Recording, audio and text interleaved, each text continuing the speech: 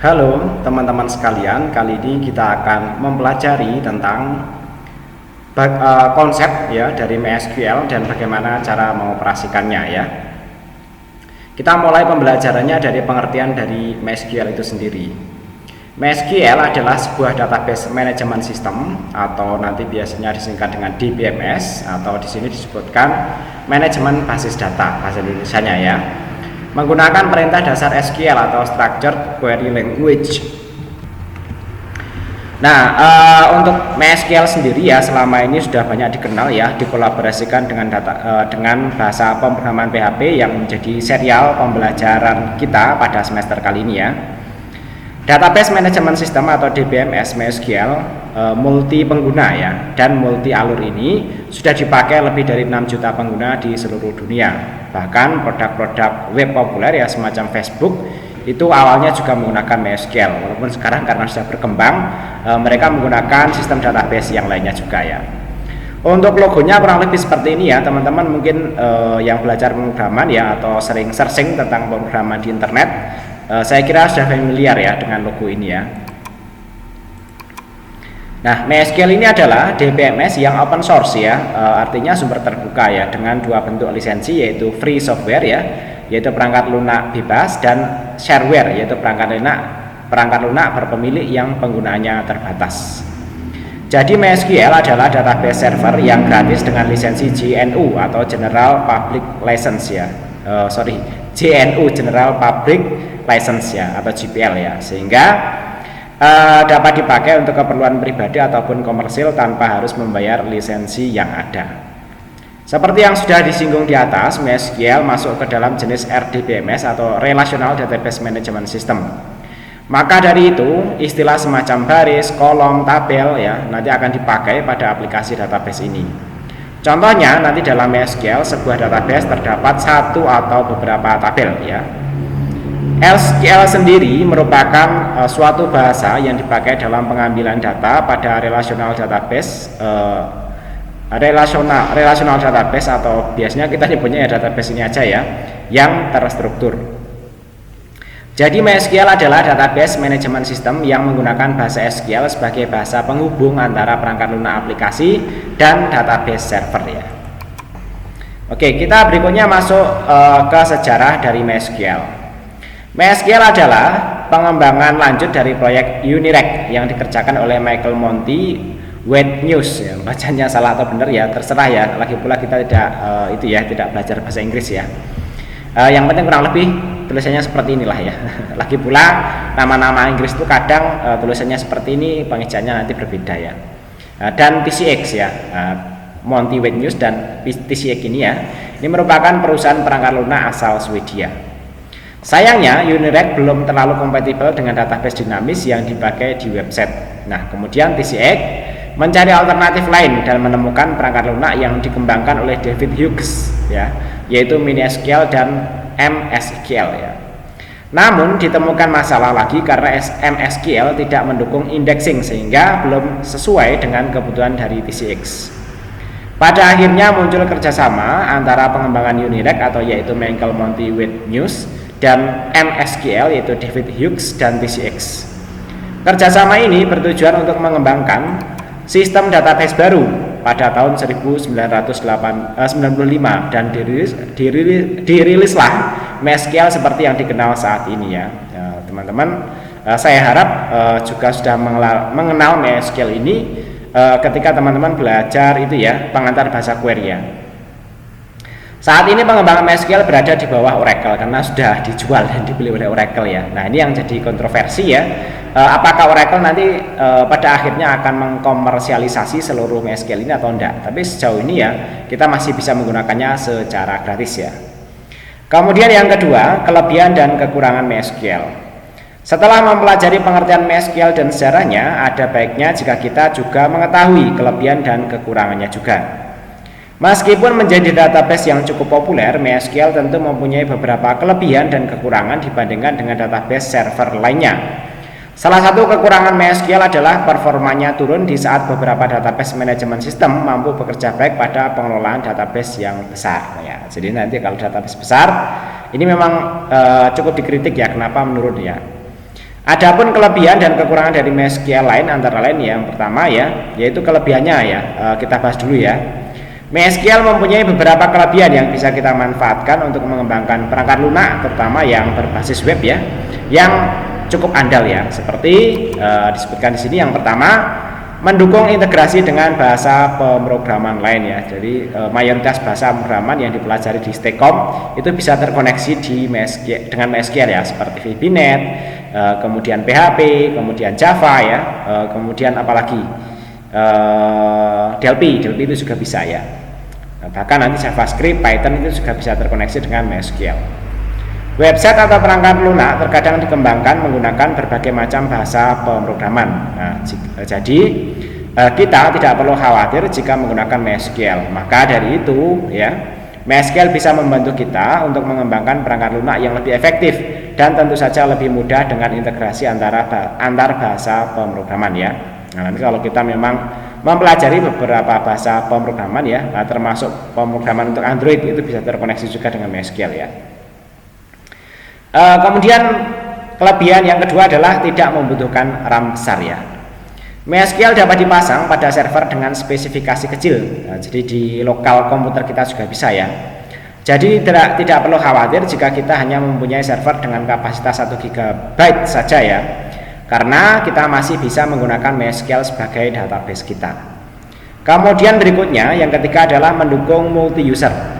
MySQL ini dapat dipakai oleh beberapa user dalam waktu bersamaan tanpa membuatnya crash atau berhenti bekerja. Ini dapat kita manfaatkan ketika mengerjakan proyek yang sifatnya tim, sehingga seluruh tim dapat bekerja dalam satu waktu bersamaan tanpa harus menunggu user lain yang menyelesaikan pekerjaannya ya. Berikutnya adalah open source ya. MySQL adalah sistem manajemen database gratis ya. Meskipun gratis, bukan berarti database ini mempunyai kinerja yang buruk. Apalagi lisensi gratis yang dipakai adalah GPL di bawah pengelolaan Oracle, sehingga kualitasnya termasuk baik ya. Oracle ini merupakan perusahaan database yang cukup dikenal dan komersial ya. Selain itu, kita juga tidak perlu khawatir ya jika terjadi masalah karena banyak komunitas dan dokumentasi yang membahas soal MySQL. Kelebihan yang kelima adalah struktur tabel yang fleksibel. MySQL mempunyai struktur tabel yang mudah dipakai dan fleksibel. Contohnya saat MySQL memproses alter tabel dan lain sebagainya. Jika dibandingkan dengan database lain seperti Oracle dan PostgreSQL, MySQL tergolong lebih mudah ya. Kemudian kelebihan yang keenam yaitu tipe data yang bervariasi. Kelebihan lain dari MySQL adalah mendukung berbagai macam data yang bisa kita gunakan di MySQL. Contohnya data float, integer, date, chart, text, timestamp, double, dan lain sebagainya. Jadi manajemen database management system maksudnya. Manajemen database system ini sangat membantu kita untuk mengembangkan perangkat lunak yang berguna untuk pengelolaan database di sisi server. Kemudian yang ketujuh, keamanannya yang terjamin ya. Open source bukan berarti MySQL menyediakan keamanan yang buruk. Malah sebaliknya, MySQL mempunyai fitur keamanan yang cukup baik. Ada beberapa lapisan keamanan yang diterapkan oleh MySQL seperti level nama host dan subnet mask. Selain itu, MySQL juga dapat mengatur hak akses user dengan enkripsi password tingkat tinggi ya. Nah, tadi kelebihan-kelebihannya. Kemudian bagaimana dengan kekurangannya ya? Meskipun memiliki segudang kelebihan, ada beberapa kelemahan yang dimiliki oleh MySQL ya, sehingga kita perlu mempertimbangkan juga sebelum memakainya. Yang pertama, kekurangannya adalah kurang cocok untuk aplikasi game dan mobile ya. Kita yang ingin mengembangkan aplikasi game atau perangkat mobile ada baiknya jika mempertimbangkan lagi jika ingin menggunakan MySQL ya. Kebanyakan pengembang game maupun aplikasi mobile tidak menggunakannya karena memang database management system ini masih kurang bagus dipakai untuk sistem aplikasi tersebut. Kemudian yang kedua, sulit mengelola database yang besar. Jika kita ingin mengembangkan aplikasi atau sistem di perusahaan dengan database yang cukup besar, ada baiknya jika menggunakan database management system selain MySQL. MySQL dikembangkan supaya ramah dengan perangkat yang mempunyai spesifikasi rendah. Itulah mengapa MySQL tidak memiliki fitur yang lengkap seperti aplikasi lainnya. Apalagi jika dibandingkan dengan database berbasis NoSQL seperti MongoDB. Bagi yang belum tahu ya, MongoDB ini adalah sistem pengelolaan database yang fleksibel dan dapat menampung data dalam jumlah besar. Kemudian yang ketiga adalah technical support yang kurang bagus. Sifatnya yang open source terkadang membuat aplikasi tidak menyediakan technical support yang memadai. Technical support MySQL diklaim kurang bagus. Hal ini membuat pengguna kesulitan, apalagi jika pengguna mengalami masalah yang berhubungan dengan pengoperasian perangkat lunak dan membutuhkan bantuan technical support yang lengkap tadi ya. Oke, kita lanjutkan mengenai perbedaan MariaDB dan MySQL. Nah, inilah yang menjadi istilah drama antara MySQL dan MariaDB terkait dengan kekhawatiran beberapa engineer software mengenai keberlanjutan dari penggunaan MySQL ini, apakah tetap gratis terus atau bagaimana ya. Nah, MySQL dan MariaDB merupakan dua software RDBMS yang mirip dan ada hubungannya. Namun, kita tidak harus menggunakan keduanya sekaligus. Kita cukup mengenal dan memilih salah satunya saja. Beberapa paket web server seperti SAM secara bawaan menggunakan MariaDB. Namun, beberapa paket web server lainnya seperti Laragon tetap menggunakan MySQL. Berikut adalah beberapa perbedaan antara MariaDB dan MySQL yang perlu kita ketahui. Yang pertama, pengembangan lisensi. MySQL bersifat open source. Sayangnya, semenjak diakuisisi oleh Oracle, software ini tidak bersifat full open source. Artinya, kita bisa menggunakannya secara gratis tapi tidak berhak untuk memodifikasi dan mendistribusikannya secara berkelanjutan ya. Hal ini secara jelas disebutkan dalam halaman license agreement mereka. Singkatnya, code base mereka tetap akan bersifat open source. Namun jika kita mengembangkan produk yang dimodifikasi atau didistribusi secara komersial, kita harus menggunakan lisensi yang berbayar. Sementara itu, MariaDB bersifat open source murni, jadi kita bisa menggunakan software tersebut, memodifikasi dan mendistribusikannya kembali secara bebas tanpa perlu membayar lisensi ya. Selain itu, MariaDB bersifat yang community driven project ya. Artinya, pengguna dapat mengetahui perkembangan yang dilakukan di setiap versinya sekaligus berkontribusi jika memiliki keahlian ya. Selanjutnya mengenai struktur data ya. Struktur data tidak menjadi perbedaan yang besar pada MariaDB dan MySQL. Keduanya sama-sama menggunakan sistem relasional yang mampu berjalan dengan baik. Bahkan kedua sistem manajemen database ini menggunakan query SQL yang sama. Namun demikian, yang membedakan antara MySQL yang mendukung JSON ya sebagai penyimpanan data, sedangkan MariaDB belum mendukung JSON ya. Dengan menggunakan JSON ya, kinerja server akan jauh lebih ringan. Namun demikian, MariaDB mampu mengimbangi performa SQL dengan adanya fitur-fitur lain alternatifnya ya. Jadi tetap ada perbedaannya. Kemudian mengenai tipe data. Perbedaan MariaDB versus MySQL terlihat pada penggunaan tipe datanya. Nah, MySQL telah mendukung tipe data JSON tadi ya, sudah disebutkan ya. Ini tipe data untuk JavaScript biasanya, JavaScript Object Notation ya. JSON sendiri banyak digunakan untuk pertukaran data pada web dan cukup ringan. Dengan begitu, performa web dapat dioptimalkan sehingga tidak mudah down. Sementara itu, MariaDB belum mendukung tipe data JSON. Namun demikian, kita bisa menggunakan tipe data long tag yang memiliki kemampuan yang sama. Salah satu alasan digunakan JSON pada MariaDB adalah menganggap JSON memiliki alasan belum digunakan JSON pada MariaDB ya, karena menganggap JSON memiliki kontradiksi dengan standar penggunaan SQL. Selanjutnya keamanan. Faktor keamanan juga merupakan hal yang membedakan MariaDB versus MySQL. Pada MySQL kita bisa menggunakan plugin untuk memvalidasi sebuah password. Tentunya dengan menggunakan password yang dijamin aman, database kita akan lebih terlindungi. MariaDB memang belum memiliki kemampuan untuk melakukan validasi password. Namun demikian, MariaDB sudah mendukung data masking. Bahkan MariaDB sudah mendukung enkripsi data baik temporary table encryption ataupun log encryption. Artinya, informasi data sensitif akan jauh lebih aman. Selanjutnya mengenai command line client ya. Terkait penggunaan software command line, MySQL memang lebih unggul daripada MariaDB. Alasannya MySQL memungkinkan kita menggunakan MySQL Shell, yaitu sebuah code editor untuk MySQL server yang sudah mendukung berbagai bahasa pemrograman seperti Python ataupun JavaScript. Sementara itu MariaDB masih menggunakan Shell SQL yang sederhana, artinya hanya mendukung untuk bahasa pemrograman PHP saja. Dan kali ini kita memang belajar PHP ya. Jadi nanti kalau teman-teman ada yang menggunakan MariaDB tidak masalah ya. Ini tentu saja terkait dengan keleluasaan kita dalam mengembangkan website dengan lebih mudah ya. Kemudian yang keenam mengenai storage ya. Perbedaan MariaDB dan MySQL juga terdapat pada sisi storage engine yang digunakan. Storage engine adalah software yang memanipulasi data pada sebuah database. Pada MySQL, storage engine yang digunakan antara lain InnoDB, Memory, Blackhole, CSV, dan lainnya.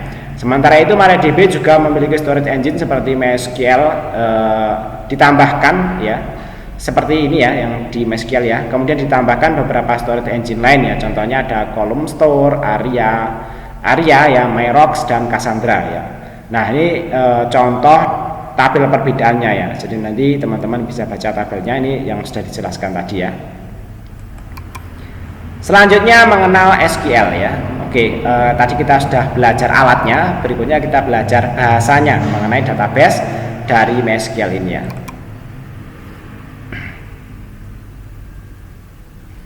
SQL merupakan bahasa pemrograman yang perlu dipahami karena dapat merelasikan antara beberapa tabel dengan database maupun antar database ya. Khususnya database RDBMS seperti MySQL atau MariaDB yang akan kita pelajari. Ada 3 bentuk SQL yang perlu kita ketahui. Yang pertama adalah Data Definition Language atau disingkat DDL ya. Nah, nanti ada create, ada drop, ada alter ya. Untuk create ini untuk dipakai untuk membuat tabel atau database baru ya. Kemudian drop untuk menghapus database ataupun tabel. Sedangkan alter digunakan untuk mengubah struktur tabel yang sudah ada. Alter dapat mengganti field menggunakan perintah change, menambahkan field menggunakan perintah add, dan menghapus field ya menggunakan perintah drop ya, dan merubah namanya menggunakan perintah rename ya. Berikutnya yang kedua adalah Data Definition Language ya, atau disingkat dengan DDL. DDL ini berguna pada saat kita ingin mendefinisikan data di dalam database. Nah, terdapat nantinya ya beberapa query yang dikelompokkan ke dalam DDL, yaitu nanti ada argumen DDL, yaitu ini ya, argumen DDL ya. Nah, ini ada penjelasan argumen DDL di atas, perlu kita pahami karena merupakan dasar penggunaan SQL di bagian awal pembuatan database. Contohnya saja kita belum menjalankan perintah create, maksudnya yang ini ya.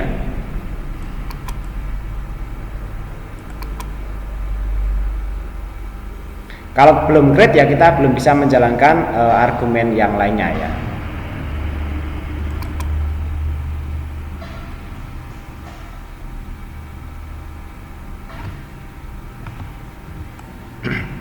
Oke, saya koreksi ya. Jadi nanti DDL itu nanti ada create ini ya, digunakan untuk membuat objek baru dalam database ya. Contohnya create tabel, nama tabel, kemudian kolom 1 tipe data, kolom 2 tipe data 2. Kemudian alter tadi ya, ini digunakan untuk mengubah struktur dari objek yang sudah ada di dalam database ya. Nanti ada contohnya kurang lebih ini ya, alter tabel, nama tabel ya, kemudian add kolom baru ya tipe data, kemudian alter tabel, nama tabel, drop kolom, kemudian untuk menghapus kolom ya. Kemudian drop ini bisa untuk menghapus tabel ya, atau nanti bisa untuk menghapus database juga ya. Kemudian ada truncate ya, yang belum dibahas tadi. Nah, ini nanti digunakan untuk menghapus semua data dari sebuah tabel ya, tapi tidak termasuk struktur tabelnya, kayak mengosongkan isi tabel gitu ya. Truncate tabel, nama tabel ya. Kemudian rename digunakan untuk mengubah nama objek di dalam database ya. Nah, nanti cara mengubahnya pakai alter ya, alter tabel, nama tabel, kemudian rename to nama barunya di sini ya. Kemudian comment digunakan untuk menambahkan komentar atau deskripsi pada objek dalam database ya. Comment on kolom sekian ya, kemudian deskripsi dari kolomnya ya. Is kemudian deskripsi komentarnya ada di dalam tanda petik ya. Nah, DDL ini sangat penting dalam pengelolaan database ya, karena memungkinkan pengguna untuk mendefinisikan struktur data yang diperlukan untuk menyimpan informasi dengan tepat dan efisien ya. Jadi argumen DDL tadi ya perlu kita pahami karena merupakan dasar penggunaan SQL di bagian awal penggunaan database ya. Oke. Berikutnya adalah DML atau Data Manipulation Language ya. DML dapat kita pakai setelah menjalankan perintah DDL tadi ya. DML ini berfungsi untuk memanipulasi, mengubah, atau mengganti isi dari database atau tabel yang sudah ada. Nanti terdapat beberapa perintah DML yang perlu kita ketahui, yaitu insert yang paling sering kita pakai ya untuk memasukkan data baru ke dalam tabel atau database ya. Kemudian update ya untuk mengubah data yang sudah ada sebelumnya, dan delete untuk menghapus data yang yang sudah ada sebelumnya juga ya. Oke, kurang lebih seperti itu dulu yang kita pelajari, dan sebenarnya ada yang lainnya juga, tapi kita abaikan dulu untuk menghindari kesan rumit dalam pembelajaran mengenai database ini ya. Selanjutnya kita pelajari mengenai tool untuk mengoperasikan database MySQL. Ada beberapa peralatan yang bisa digunakan untuk mengoperasikan database MySQL ya. Namun dalam hal ini kita hanya akan membahas pengoperasian database MySQL menggunakan PHP-MyAdmin dan HDSQL. Yang pertama tentang PHP-MyAdmin ya. Secara bawaan paket web server SAM ya sudah menyediakan PHP-MyAdmin ya. Untuk mengaksesnya kita bisa melakukannya dengan klik admin pada tombol baris MySQL pada jendela kontrol panel SAM. Namun jika kita ingin mendownloadnya sendiri di luar bawaan SAM ya, bisa juga ya dilakukan dengan cara mendownload seperti biasa, kemudian meletakkannya di folder root htdocs di SAM-nya ya. Nah, ini bukan xc tapi xampp ya.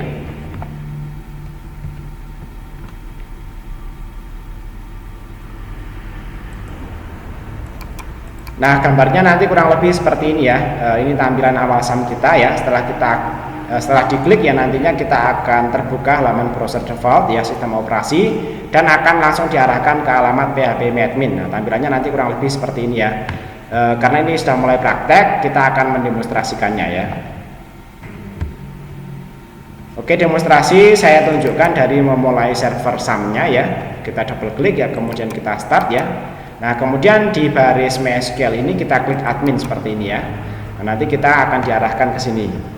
Nah, nanti kita akan diarahkan ke sini ya. Karena tempat saya itu sudah ada beberapa database ya. Nanti tampilannya seperti ini ya. Oke, kurang lebih nanti seperti itu. Kita lanjut sesuai dengan petunjuk yang ada di sini. Nah, nanti arahnya ke sini. Teman-teman kalau diperhatikan di sini ada alamatnya, yaitu localhost, kemudian PHP-MyAdmin ya. Nah, jika kita ingin membuat database baru ya silahkan klik new pada link navigasi yang ada di sisi kiri, kemudian isikan nama database baru yang ingin kita buat ya, kemudian kita klik create ya, kita klik new, kemudian klik nama database, kemudian kita klik create ya. Oke, kita demonstrasikan ya biar teman-teman paham ya. Kita klik new ya, kemudian di sini ya, karena ini demo ya, saya tulis namanya demo ya, demo db MySQL ya. Kemudian nama saya ya biar nanti tidak lupa ya. Kemudian setelah itu kita klik create saja ya.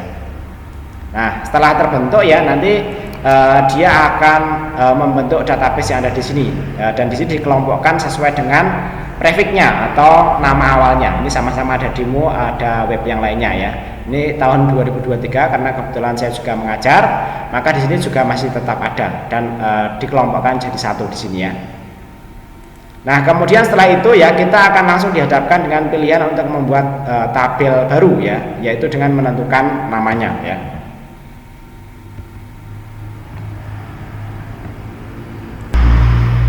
Setelah itu ya nanti kita akan dihadapkan halaman seperti ini ya.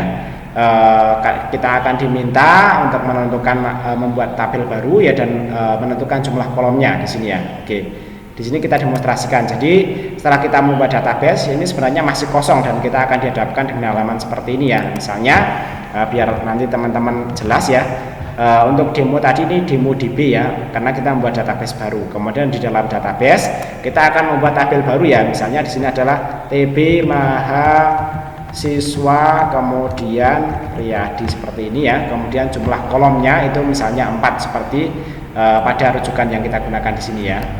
Nah, setelah itu kita akan dihadapkan dengan halaman pengisian struktur tabel seperti ini ya. Oke, di sini kita klik create ya. Kemudian kita dihadapkan dengan halaman pengisian struktur tabel ya. Nah, kita samakan dengan yang ada di sini ya. Misalnya di sini adalah ID, name, nama, dan di sini kelamin ya. Oke, ya kita isi di sini adalah ID, kemudian name ya. Kemudian di sini nama ya.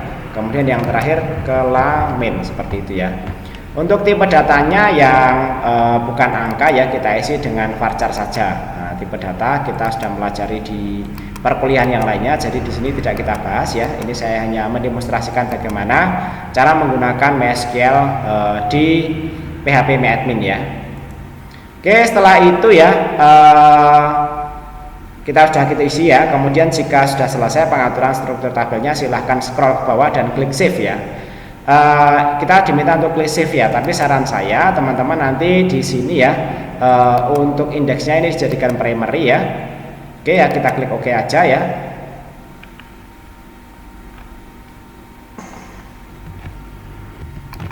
Kemudian untuk ID-nya ini saya sarankan isi ini aja.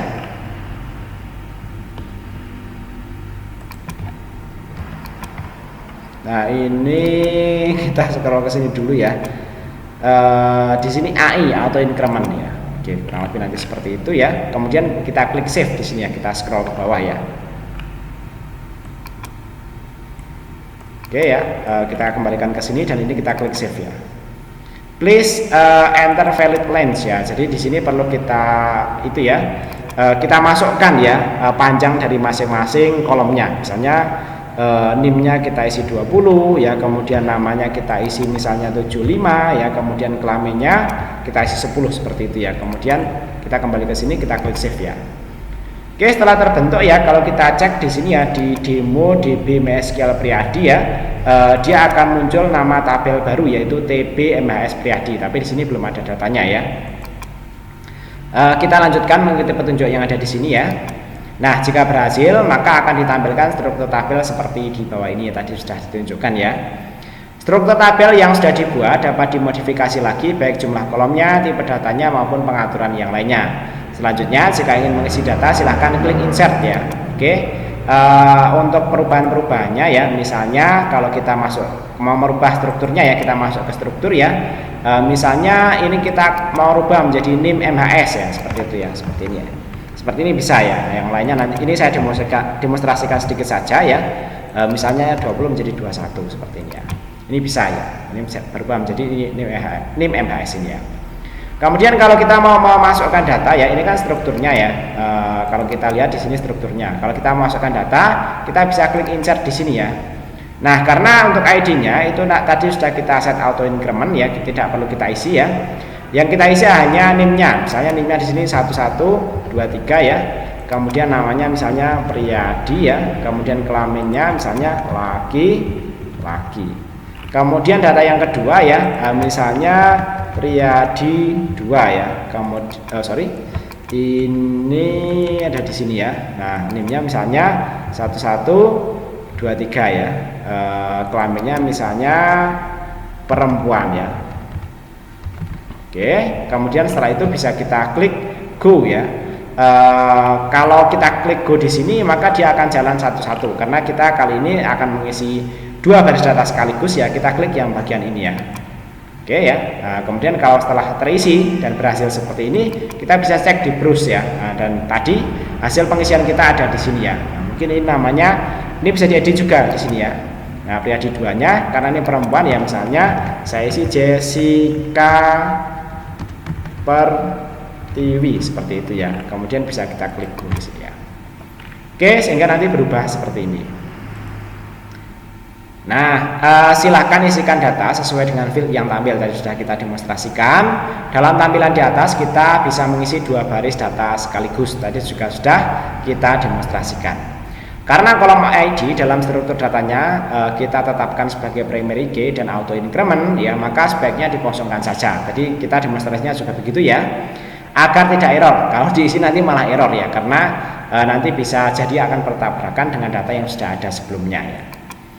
Nah, jika berhasil tadi tampilannya seperti ini ya, dan tadi kita sudah melihat ya di browse ya, dan akan tampil kurang lebih seperti ini ya. Setelah data diinput, data tersebut masih bisa diedit ya, dihapus dan lain sebagainya. Fasilitas dalam PHP MyAdmin sebenarnya masih banyak lagi, namun demikian dalam pembelajaran kali ini ya kita hanya sampai di sini saja. Fasilitas lainnya akan dibahas pada mungkin dalam perkuliahan yang lainnya. Berikutnya penggunaan HDSQL ya. HDSQL merupakan editor database yang tertanam dalam paket web server Laragon ya.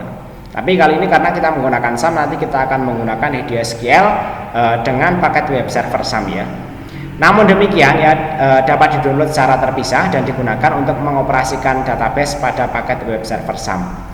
Nanti download bisa dilakukan dengan Google sendiri atau melalui link yang disediakan di sini ya, di Mediafire ya. Ada versi installer maupun portable-nya, silahkan di-download salah satunya. Atau teman-teman kalau misalnya mau menggunakan PHP MyAdmin saja boleh ya. Tapi kali ini memang sengaja saya demonstrasikan ya, satunya menggunakan PHP MyAdmin dan yang ini menggunakan ini ya, HDSQL ya. Nah, panduannya nanti kurang lebih seperti ini ya. Jadi nanti teman-teman kalau yang sudah punya HDSQL ya dan sudah memiliki SAM seperti ini ya, teman-teman bisa mengkoneksikannya HDSQL dengan SAM ya. Nah, ini kurang lebih tampilannya seperti ini ya. Cara installnya tidak saya demonstrasikan ya, karena saya sudah punya banyak panduan ya. Nah, ini bisa kita konekkan ya. Ketika pertama muncul nanti kita bisa milih dan bawaannya memang nama hostnya 127.0.0.1 ya, dan penggunanya root dan pangkalannya di sini 3306 atau portnya ya. Ini tidak perlu disetting ya, kita bisa langsung klik buka di sini ya. Nah, database-nya tadi sama ya di sini ya, demo MySQL Priadi ini ya. Nah, ini ya, demo MySQL Priadi. Jadi tadi datanya sama ya. Mungkin biar teman-teman paham penggunaan HDSQL, ini saya hapus dulu ya, yang tadi saya demonstrasikan ya. Kemudian kita ikuti petunjuk yang ada di sini ya. Tadi kita sudah berhasil mengkoneksikannya. Berikutnya untuk membuat database baru ya, kita menggunakan ketika kita menggunakan HDSQL ya, bisa dengan cara ya klik kanan nama koneksi kemudian buat baru database ya, seperti pada gambar di sini ya. Oke, kita demonstrasikan membuat database baru ya.